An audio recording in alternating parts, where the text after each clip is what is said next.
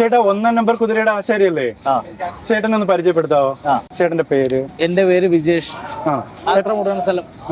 എത്ര വർഷമായി ഈ ഒരു ഫീൽഡില്? 18 വർഷമായിട്ട് ഈ ഫീൽഡിലുണ്ട്. നമ്മളെ പാരമ്പര്യമായിട്ട് എനിക്കുള്ള അച്ഛന്റെ അച്ഛനായിട്ടുള്ള അവര് അന്ന പോലെ തുടങ്ങിയ ഒരു ഇതാണ്. അപ്പൊ അവരാരും ജീവിച്ചിരിപ്പില്ല.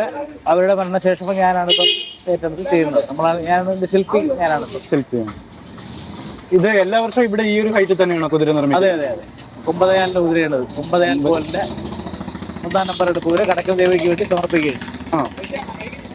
ചേട്ടന്റെ കൂടെ ഒരു ടീം എല്ലാ വർഷവും ഉണ്ടാവും? നമ്മളെല്ലാവരും ടീമുണ്ട്. എല്ലാവരും കൂടെ ഒരു ടീമുണ്ട്. ഒരു 10-20 പേരുണ്ടല്ലോ. ഇതിന്റെ ഈ ഡിസൈൻ ഒക്കെ മാറിക്കൊണ്ടിരിക്കും എല്ലാ വർഷവും?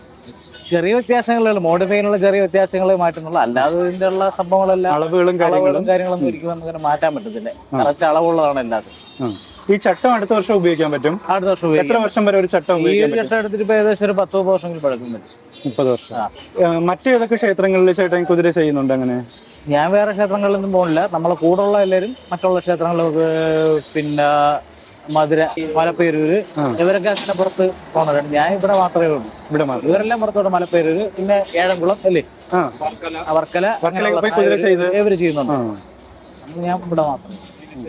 ഈ ഒരു കുതിരയുടെ ഈ മറ്റു സാധനങ്ങളൊക്കെ അടുത്ത വർഷം ഉപയോഗിക്കാൻ പറ്റും? അടുത്ത വർഷം എല്ലാം ഉപയോഗിക്കാൻ പറ്റൂല. നമുക്ക് ഇതിന്റെ അടയ്ക്കാമരമാണ് കൂടുതലും നശിച്ചു പോകും. അപ്പൊ അത് വർഷം തോറും ഇങ്ങനെ പോയ സംഭവങ്ങളെല്ലാം ഇങ്ങനെ മാറിക്കൊണ്ടിരിക്കും. പിന്നെ തുണികളൊക്കെ പഴുപ്പും തുണികളെല്ലാം പുതുതായിട്ട് മാറ്റുന്നുണ്ട്. പിന്നെ തൂക്ക് ഉപയോഗിക്കുന്നതെന്ന് പറഞ്ഞാൽ അത് ഒരുപാട് മാറ്റുന്നില്ല. അത് ഇപ്പോൾ 4-5 വർഷമൊക്കെ ആകുമ്പോഴത്തേക്ക് മാറുന്നുണ്ട്. ചേട്ടൻ ഈ ഒരു ജോലി പഠിപ്പിച്ച ആരാണ്? നമ്മളെ അച്ഛന്റെ അനിയൻ ഒരാളുണ്ടായിരുന്നു. പുള്ളിയുടെ കൂടെയാണ് ഞാൻ ആദ്യമായിട്ട് ഇങ്ങനെ പോകണം. പിന്നെ ഇങ്ങനെ നമ്മള് ഇതായിട്ട് കണ്ടും കേട്ടൊക്കെ എങ്ങനെ പഠിച്ച് വന്നതാണ്. ഈ ഉത്സവ സീസൺ അല്ലെങ്കിൽ മറ്റേ ജോലി ചേട്ടൻ ഈ ആശാരിപ്പണി തന്നെയാണ്? വീടിന്റെ വർക്കുകളൊക്കെ എടുത്ത് ഫുള്ളായിട്ട് എടുത്ത് ചെയ്യും. ഇതൊരു എത്ര ദിവസം കൊണ്ടായിരിക്കും ഇത്രയും ഉയരത്തിലൊരു കുതിര കെട്ടിത്തീർക്കുക? നമ്മളൊരു 10 ദിവസത്തോളം വിളിക്കും. 10 ദിവസത്തോളം തുടങ്ങുമ്പോഴത്തേക്ക് ഒരു 5 ദിവസം കൊണ്ട് നമുക്ക് ഫിനിഷ് ആവും. തുടങ്ങി അതിന് മുമ്പ് ഇതിന്റെ പണികളൊക്കെ തുടങ്ങണമല്ലോ. നമ്മള് പോയ സംഭവങ്ങളെല്ലാം മാറി. പിന്നെ ഇതിന്റെ ഏറ്റവും വലിയ വിഷയം എന്ന് പറഞ്ഞാൽ സംഭവങ്ങൾ ഈ അടയ്ക്കാമരം, മുള, ഇതെല്ലാം പല സ്ഥലങ്ങളിൽ നിൽക്കുന്നതാണ്. ഇതെല്ലാം ആളിനെ കൊണ്ടുപോയി മുറിച്ച് എല്ലാം കൊണ്ടുവന്ന് എല്ലാം സെറ്റ് ചെയ്യണ്ടേ മൊത്തത്തിൽ. പിന്നെ ഇതെല്ലാം പണിഞ്ഞെടുക്കണം.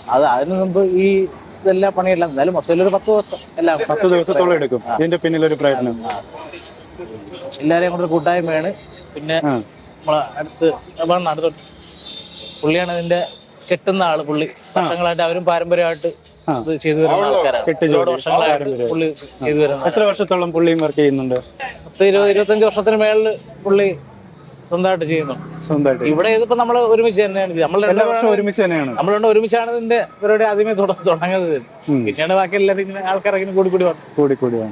ഇപ്പൊ ഒരു ടീമായിട്ട് വലിയ ടീം നമ്മളെ കൂടെ ഉണ്ട്. കമ്മിറ്റി എല്ലാവരും നമ്മളോട് നല്ല സഹകരണം, ഒരുമിച്ചാണ് പോകുന്നത്. നാട്ടുകാരും എല്ലാവരും നമ്മൾ ഒരുമിച്ച് ഒരു ഗ്രൂപ്പായിട്ട് തന്നെയാണ് പോകുന്നത്. ഇപ്പൊ ഏകദേശം ഒരു പകുതി വർക്ക് ആയിട്ടുണ്ടോ? പകുതിയോളായി. ഇനി എത്ര സമയം എടുക്കും കംപ്ലീറ്റ്? നാളെയൊക്കെ ആകുമ്പോഴത്തേനും 3/4 പണി കഴിയും. ഫുള്ള് പൂർത്തിയാക്കുന്നത് മറ്റന്നാ രാവിലെ 10 പൂർണ്ണമായിട്ടും പൂർത്തിയാക്കും. എല്ലാ വർഷവും പുതിയ കയറ്, പിന്നെ അടയ്ക്കാമരം പുതിയതായിരിക്കും. കാൽഭാഗം ഡിസൈൻ ചെയ്യുന്ന തുണികളൊക്കെ പുതിയ ഡിസൈൻ ഉൾപ്പെടുത്തി അങ്ങനെ ചെയ്യും. പാരമ്പര്യമായിട്ട് എത്ര വർഷത്തോളം ആയിട്ടുണ്ടാവും ഈ ഒരു മേഖലയില്? 20 വർഷം. ചേട്ടന്റെ അച്ഛനായിരുന്നു മുമ്പ് ഈ കുതിരയൊക്കെ ചെയ്യാൻ? പുള്ളിയായിരുന്നു. 25 വർഷം അടുപ്പിച്ച്. 25 വർഷമായിട്ട് പുള്ളി ചെയ്യുന്നുണ്ടായിരുന്നു. പുള്ളി മരണപ്പെട്ടു പോയി. അതിനുശേഷമാണ് ചേട്ടൻ ഏറ്റെടുത്തത്. ചേട്ടന് മറ്റ് ഏതെങ്കിലും ക്ഷേത്രത്തിൽ കുതിര അങ്ങനെ തയ്യാറാക്കാനായിട്ടൊക്കെ വിളിച്ചാൽ ചേട്ടനെ കൂടുതൽ നമുക്ക് പുറത്തുള്ള വേറെ പണികളുള്ളതുകൊണ്ട് ചെയ്യാറില്ല. ഇവര് പോകാറുണ്ട്. ഇവരെല്ലാ സ്ഥലങ്ങളിലും ഈ അടുത്ത സമയത്തെല്ലാം ഒരുപാട് സ്ഥലത്ത് ചെയ്യാറുണ്ട്. ഇതിനൊരു നിശ്ചിത അളവും കാര്യങ്ങളൊക്കെ ഇല്ല? ഉണ്ട്. 3.25 തൊട്ടാണ് തുടങ്ങുന്ന അളവ്. 3.25, 5.25, 7.25, 9.25 അങ്ങനെയാണ് അളവ് പോവാം. അതിന് വീതിയിൽ വ്യത്യാസം വരുത്താറുണ്ടോ? അതെ, അളവനുസരിച്ച് വീതിയിൽ വ്യത്യാസം വരും. ഒപ്പം അനുസരിച്ച് വീതിയിൽ വ്യത്യാസം വരും. ഇത് പൂർണ്ണമായിട്ടും കെട്ടിത്തീരുമ്പോ ഏകദേശം എത്ര കിലോ ഭാരം ഉണ്ടായിരിക്കും? അത് പറയാൻ പറ്റുള്ളൂ. ഏകദേശം ഒരു കണക്കനുസരിച്ച് പറയുകയാണെങ്കിൽ ടൺ വരുന്ന അങ്ങനെ ഉദ്ദേശം പറയാൻ പറ്റില്ലേ. ടണ്ണാണ് കൂട്ടുന്നത്, അങ്ങനെ പറയാൻ പറ്റില്ല. വേറെ എന്തെങ്കിലും സംഭവം നമ്മൾ തൂക്കിയൊക്കെ ഇതിനൊരു ഓപ്ഷൻ ഇല്ല. ടണ്ണുള്ള വില പറയാൻ പറ്റും. നമ്മുടെ ഈ പ്രദേശത്ത് ഏകദേശം ഏറ്റവും വലിയ കുതിര ഇത് തന്നെ? അതെ, നമ്മളെ പ്രദേശത്തുള്ള ഏറ്റവും വലിയ കുതിര ഇതാണ്. ഈ കുതിര എത്ര കിലോമീറ്റർ സഞ്ചരിച്ചാൽ ഇനി ക്ഷേത്രത്തിലേക്ക് എത്താം? എത്ര കിലോമീറ്റർ? ഇവിടെ നേരെ ശിവക്ഷേത്രം പോകും, പിന്നെ ദേവീക്ഷേത്രം 2 കിലോമീറ്ററിനകത്ത്. 2 കിലോമീറ്ററോളം കുതിര ഇനി സഞ്ചരിച്ചാണ്. ക്ഷേത്രം വലം വെച്ച് വരിക എന്നുള്ളതാണ് ഒരു മെയിൻ സംഭവം. നമ്മള് ശിവക്ഷേത്രമേ ശിവക്ഷേത്രം വലം വെക്കും. എത്ര വലം വെക്കും?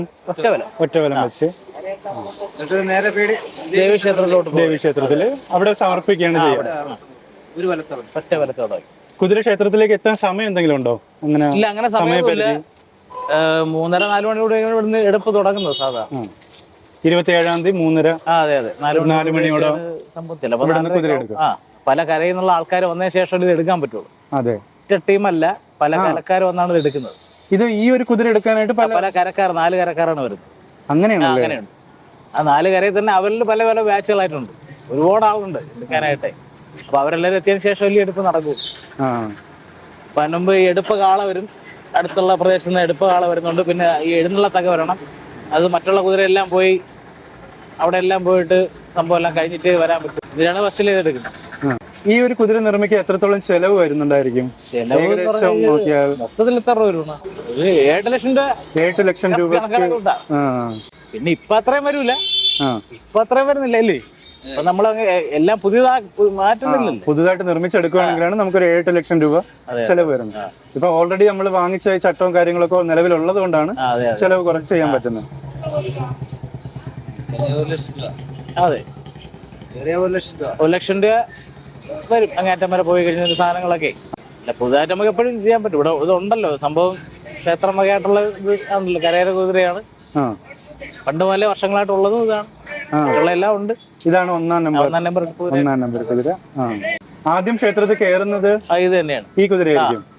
ഇതിന് തൊട്ട് പറഞ്ഞ 2-ാം നമ്പറും 3, 4. അതെല്ലാ വർഷവും ഈ ഒരു ക്രമീകരണത്തിൽ തന്നെ കറക്റ്റ് അടുക്കും ചിട്ടയിലാണ് എല്ലാം പോവാം.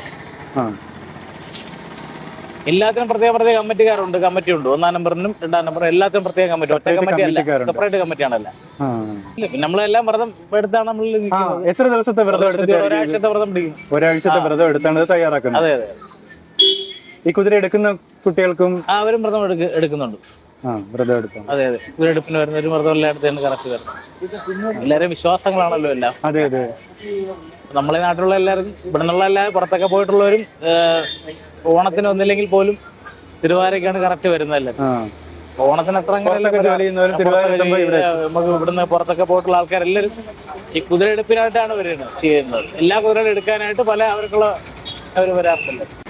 നമ്മളെല്ലാവരും എല്ലാവരും പലരും പല ജോലിക്ക് പോണവരുമാണ്. അപ്പം ഈ പറഞ്ഞ കണക്ക് ഈ ഒരു സംഭവം ഒരാഴ്ചയാണ് എല്ലാവരും ഒരുമിച്ച് ഇതിനകത്ത് എല്ലാവരും വരുന്നത്. പല ഇതിന് പോണവരാണ് എല്ലാവരും, പല പരിപാടിക്ക് പോണവരാണ്. ചേട്ടൻ എവിടെയാണ് താമസിക്കുന്നത്? നമ്മുടെ അടുത്ത് ഈ വരുന്നവരെല്ലാം അടുത്ത് തന്നെ താമസിക്കുന്നത്. അടുത്തുള്ള പരിധിക്ക് തന്നെയാണ് താമസിക്കുന്നത്. എല്ലാവരും ഈ നാട്ടുകാർ തന്നെയാണ്. ഗൾഫിൽ നിന്ന് തന്നെ വന്ന് കുതിര കെട്ടുന്നവർ ഗൾഫിൽ ലീവ് വന്നിരിക്കുകയാണ്. അവർക്കുള്ള വിശ്വാസങ്ങളാണ് എല്ലാവർക്കും. ഒരു വികാരം കൂടിയാണ്. അതെ. നമ്മുടെ നാടിന്റെ ഒരു ദേശീയ ഉത്സവമായിട്ട് മാറിയിരിക്കുകയാണ്. അപ്പൊ കഴിഞ്ഞ പ്രാവശ്യത്തെ കാട്ടിയും കുറച്ചുകൂടെ നല്ലപോലെ എടുത്ത് നമുക്ക് കെട്ടി എഴുന്നള്ളച്ച് അമ്പലത്തിൽ കൊണ്ട് വലം വെക്കണമെന്നാണ് നമ്മളെല്ലാവരും ആഗ്രഹം. എല്ലാവരും ഒറ്റ മനസ്സോടുകൂടി നിൽക്കുകയാണ്, അതിനായിട്ട് നിൽക്കുകയാണ്. മഴയൊക്കെ പെയ്തെങ്കിലും അത് നമുക്ക് ഒരു ഉണർവിനുള്ള അതൊരു പ്രശ്നമായിട്ടും വന്നിട്ടില്ല. എല്ലാവരും നല്ല സന്തോഷത്തോടു കൂടിയാണ് ഇപ്പൊ എല്ലാ കുതിരയായിട്ടും വരും. നമ്മളെന്നല്ല, എല്ലാവരും. നമ്മളെ ഈ ഒരു കുതിര മാത്രം അമ്പലത്തിൽ വന്നാൽ പോലെ എല്ലാ കുതിരകളും വരണം. തിരുവാതിര എന്നാലേ വളരെ വിജയമായിട്ട് മാറുള്ളൂ. അതുകൊണ്ട് സംഘാടക സമിതിക്കാരെല്ലാവരും നല്ല ആക്റ്റീവായിട്ടാണ് നിൽക്കുന്നത്. എല്ലാ കമ്മിറ്റിക്കാരും, ഉപദേശ സമിതി ആയാലും, ഉത്സവ കമ്മിറ്റി ആയാലും, പൂജാ കമ്മിറ്റി ആയാലും, കുതിര കമ്മിറ്റി ആയാലും എല്ലാവരും 1-ാം നമ്പറിനോ 2-ാം നമ്പറിനോ അങ്ങനെ ഒന്നും ഇല്ലാതെ എല്ലാവരും ഒരുമിച്ച് ഒരു ഇതായിട്ടാണ് നിൽക്കുന്നത്. തിരുവാതിരയുടെ വിജയത്തിന് വേണ്ടിയിട്ട്. നമ്മളിവിടുത്തെ ഏറ്റവും വലിയ പ്രധാനപ്പെട്ട മത്സരങ്ങളൊന്നുമില്ല. മറ്റുള്ള സ്ഥലങ്ങളിലൊക്കെ മത്സരം എടുക്കും കാര്യങ്ങളൊക്കെ, ഇവിടെ അങ്ങനെ ഒന്നുമില്ല. അടുക്കും ചിട്ടയോടും കൂടി ക്ഷേത്രത്തിലേക്ക് എല്ലാ ക്ഷേത്രത്തിലും എത്തിക്കണം. അത്രയൊക്കെ ഉള്ളൂ, പ്രത്യേകിച്ച് വേറൊന്നും ഇല്ല. ബാക്കിയുള്ള ഇനി അടുത്ത ദിവസങ്ങളിൽ നമ്മളെ മൂത്താശ്ശേരി. അത് ഈ കെട്ടിന്റെ ജോലിയായിട്ടാണോ? അത് ആശാരി പണിയുന്നത് കെട്ടുന്ന വേറെ. എല്ലാരും ഒരു ഗ്രൂപ്പാണ്. പണി എല്ലാം ഒരു ടീം. ഈ ചേട്ടനും എത്ര വർഷമായി കാണും ഈ ഒരു ജോലിയിൽ വന്നിട്ട്? ഈ മാവന ഞാൻ 10-25 വർഷത്തിൽ കൂടുതലായി. 10-25 വർഷമാവും. നമ്മളിവിടെ ചെയ്യുമ്പോൾ തന്നെ അവരെല്ലാരും ഉണ്ട്. പിന്നെ ഞാൻ ഇവിടെ എല്ലാം നമ്മള് വേറെ വെളിയിലൊക്കെ പോയി ഊരട്ടുണ്ട്. മറ്റു ക്ഷേത്രങ്ങളിലെ ഉത്സവത്തിന് നമ്മൾ ഊരട്ടാൻ പോകും. തയ്യാറാക്കി എല്ലാം തയ്യാറാക്കി റെഡിയാക്കി. ഇപ്പൊ മധുര കഴിഞ്ഞതേ ഉള്ളൂ. ശരിയാ. അടുത്ത നമുക്ക് ഇവിടെയാണ്. ഇനിയിപ്പോ അടുത്ത നമുക്ക് മലപ്പേരൂരാണ്.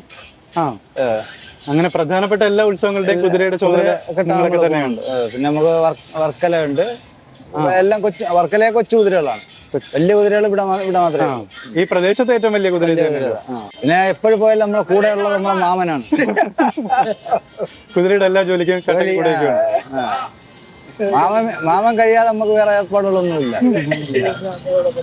1-ാം നമ്പർ കുതിരയുടെ പേര് തമ്പുരാട്ടി എന്നാണ്. ശരി. അതുകൊണ്ട് ആ തമ്പുരാട്ടി എന്നുള്ള പേര്. പണ്ട് മുതലേ ഈ ഒരു പേരുണ്ടായിരുന്നോ, തമ്പുരാട്ടി എന്ന്? അതെ അതെ, അതുകൊണ്ട്.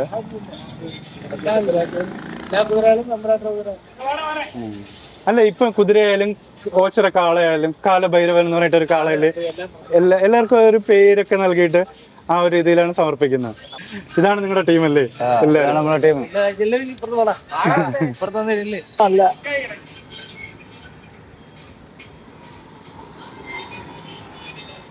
കുറച്ച് പേരോടുണ്ട്. അവരിപ്പോ ഇന്നിപ്പോ എത്തിയിട്ടില്ല. അവരിപ്പോ നാളെ അടുത്ത ദിവസങ്ങളിൽ. നാളെ ഞാനിവിടെ ഉണ്ടാവും. ഇത് കംപ്ലീറ്റ് ചെയ്യുന്നവരെ ഷൂട്ട് ചെയ്തിട്ട് വീഡിയോ നാളെ വൈകിട്ടത്തേക്ക് ഇടാനായിട്ടാണ്. ഐഡിയൽ മല്ലു എന്ന് പറയുന്നത്. ചേട്ടനല്ലേ 2-ാം നമ്പർ കുതിരയുടെ മേസ്തിരി? അതെ അതെ. 2-ാം നമ്പർ ഉണ്ട്, 3-ാം നമ്പർ ഉണ്ട്, 5-ാം നമ്പർ ഉണ്ട്. അതെല്ലാം ചേട്ടൻ തന്നെയാണോ ചെയ്യുന്നത്? ചേട്ടന്റെ കൂടെ. ചേട്ടൻ എത്ര വർഷമായി ഈ ഒരു കുതിര തയ്യാറാക്കുന്ന മേഖലയിൽ വന്നിട്ട്? 48 വർഷമാവും. 48 വർഷമാവും. എല്ലാ വർഷവും ഇവിടെ കടക്കത്തിലേക്ക് ഇവിടെ ഉണ്ടാവും. കടക്കലുണ്ട്, മധുരയുണ്ട്. ഓ, അവിടെ അടുത്താണല്ലേ? അവിടെ എന്റെ സ്ഥലം മധുര. 3 കുതിര പണിയിട്ടുണ്ട്. പിന്നെ ചാത്തന്ന്, മീനാട്, അയ്യപ്പ പതിനായിരം വലിയ കുതിര. വലിയ കുതിര 9,000. അത് ഞാൻ നമ്മുടെ കേരളത്തിലെ ഏറ്റവും വലിയ എടുപ്പ് കുതിര പാനുന്ന കാലം. 3 കുതിരയുള്ളു കേരളത്തിൽ. 3 കുതിരയുള്ളു. അത് എവിടെയൊക്കെ?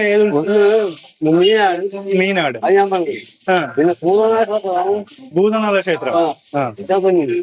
പിന്നെ കൊല്ലക്കാട് വള്ളത്തിൽ കേട്ടു. ഇവിടെ എല്ലാ വർഷവും 2-ാം നമ്പർ കുതിര കാളയുടെ ജോലി ചേട്ടൻ തന്നെയാണ് ചെയ്യാറ്. അതും മറ്റ് 2-3 കുതിര അല്ലാതെ ഉണ്ട്. ഇത് ഇപ്പൊ 3-ാമത്തെ വർഷമായി. 3-ാമത്തെ വർഷം. നേരത്തെ വേറെ ആളുകളാ ചെയ്തോണ്ടിരുന്നത്. ആദ്യത്തെ വർഷം തന്നെ അടിച്ചു. ഞാൻ പറഞ്ഞത് വേറെ 2 കുതിരകൾ പറഞ്ഞു. അങ്ങനെയാണ് ഞാൻ ഇത് വന്നത്. ഞാൻ അവിടെ 2 കുതിര. ഒന്ന് 3-ാം നമ്പർ തെക്കേക്കരക്കാർ. പിന്നെ 5-ാം നമ്പർ ആനപ്പാറ മൊയ്മുട്ട. അവിടെ കുതിര. ആ 2 കുതിര ഞാൻ. ചേട്ടനെ പരിചയപ്പെടുത്തുക കേട്ടോ. പേരെന്താ കേട്ടാ? തപോധനൻ. തപോധനൻ. പുത്തൻ വീട്. കടയ്ക്കൽ. കടയ്ക്കൽ.